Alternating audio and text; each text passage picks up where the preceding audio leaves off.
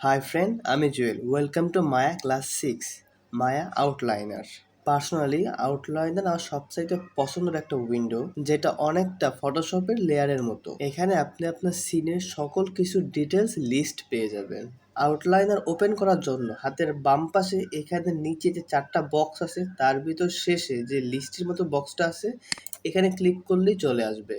আবার যদি এটা ক্লিক করেন তাহলে আউটলাইনারটা হাইড হয়ে যাবে। এখন আমরা এখানে যে কোনো একটা অবজেক্ট আনি দেখার জন্য, মুভ টুল দিয়ে সরাই।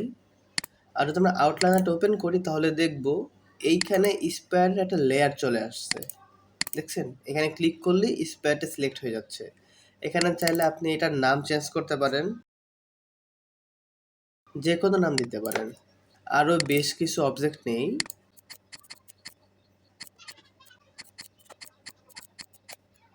ধরেন আপনাকে এখানে সবকটা মার্ক করতে হবে, তো আপনি কি করবেন, মাউসটা ধরে এভাবে টান দিবেন, মার্ক হয়ে যাবে। কিন্তু সাপোজ কোনো একটা অবজেক্ট যদি অনেক দূরে থাকে, আপনি মনে করেন একসাথে সব মার্ক করতে পারতেছেন না, তখন কি করবেন, আপনি আউটলাইনের উইন্ডো এসে মাউসের লেফট বাটন ক্লিক করে নিচের দিকে ড্র্যাগ করবেন, দেখবেন সব একাই মার্ক হয়ে যাবে। আর গত পর্বে আমরা আরেকটা জিনিস দেখছি, যদি আপনার কোনো কিছুকে ফোকাস করতে হয় তাহলে আপনি এটাকে ক্লিক করে জাস্ট এফ ক্লিক করলেই দেখবেন যে ওটা আপনার ফোকাসে চলে আসছে। আর আমরা এখানে চাইলে একটা লেয়ার আরেকটা লেয়ারের ভিতরে রাখতে পারি।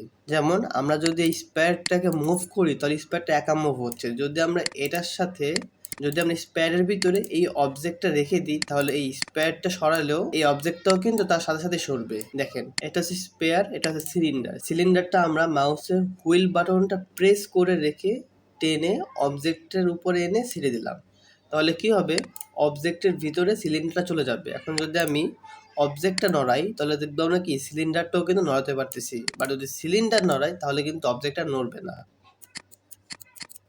আমরা চাইলে আমাদের সিনে যে কোনো কিছু অ্যাড করতে পারি। তো আমরা একটা লাইট অ্যাড করে দেখি। তো আমরা আর্নল্ড থেকে একটা লাইট নেই। দেখুন, লাইটটাকে ক্লিক করার পর যদি অ্যাট্রিবিউট এডিটরে আসছি তাহলে দেখবেন এখানে কিন্তু এটার ধরনের যত ধরনের টুলস বা কাজ দরকার সব চলে আসছে। এখানে আপনি কালার চেঞ্জ করতে পারেন। এটা অন করে রাখবেন লাইটের। লাইটটা এদিকে আছে।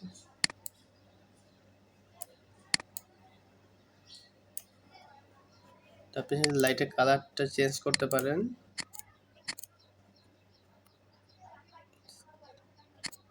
চাইলে আপনি এক্সপোজার বাড়াতে বা কমাতে পারেন। এটাও কিন্তু আপনার লেয়ার বেজে থাকবে। আপনি আউটলাইনের এই লাইটের নামও কিন্তু চেঞ্জ করতে পারেন, আর চাইলে এটাকেও কারোর সাথে প্যারেন্ট করতে পারেন। এখন আপনি যদি আইপিআর রেন্ডারে ক্লিক করেন তাহলে আপনি কিন্তু রেন্ডারটা দেখতে পারবেন, যদিও আমরা রেন্ডারের ভিডিওতে বিস্তারিত আলোচনা করব। এখন যদি এখান থেকে আপনি আউটলাইনারে ক্লিক করেন আর এখান থেকে অ্যাট্রিবিউট এডিটরে আপনি দেখবেন আপনার দুই পাশে দুই বক্সে কিন্তু হাইড হয়ে গেছে। তো আপনি একটু বেশি জায়গা পাইলেন আপনার কাজ করার জন্য, বা আপনি আপনার উইন্ডোকে একটু বড় করতে পারলেন আর কি। আবার যখন দরকার পড়বে তখন আবার নিয়ে আসবেন। ফ্রেন্ড, ভিডিওটা ভালো লাগলে অবশ্যই লাইক, কমেন্ট আর শেয়ার করবেন। খুব তাড়াতাড়ি অটোডেস্ক মায়া, সিয়া 40, ব্যালেন্ডারের টিউটোরিয়াল চান তাহলে অবশ্যই আমাদের চ্যানেলটা সাবস্ক্রাইব করে রাখবেন। থ্যাংক ইউ ফ্রেন্ড, দেখা হবে নেক্সট ভিডিওতে। খোদা হাফেজ।